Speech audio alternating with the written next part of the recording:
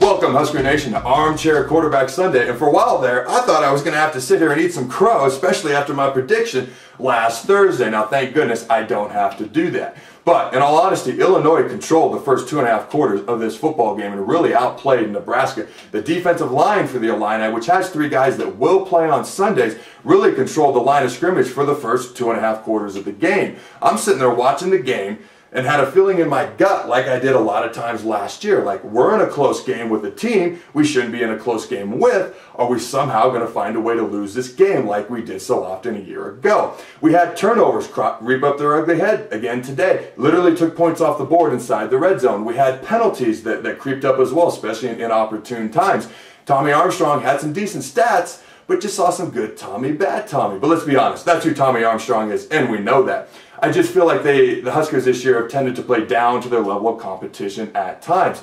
And I just hope that doesn't bite them at some point this year, but I really hope when we play Wisconsin and Ohio State and teams like that, we play up to the level of our competition. But I do think there's something different about the team this year. Instead of finding ways to lose like I felt like they did a year ago, I feel like they're finding ways to win this year, even though it can be ugly at times. But let me give you some stats. They were down 16-10 in the third quarter, and they proceeded to go on 2 very long touchdown drives. Those 2 drives alone chewed up almost 17 minutes off the clock.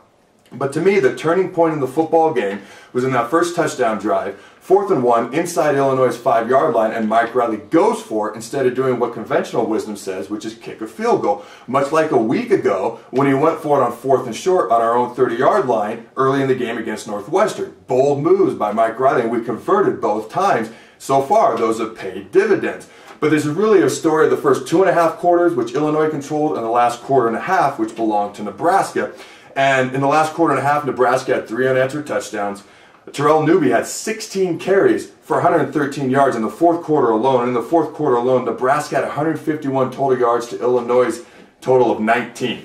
And in the 4th quarter, so far this year combined, Nebraska's outscored their opponents a total of 78-6. Nebraska's clearly a second-half team, and I love that they're stronger and more conditioned. My concern is they're also a second-half team because they don't entirely show up until the second half, and that needs to be addressed. I felt when the game turned is when they made it physical, smash-mouth, power football, and that helped turn the game around.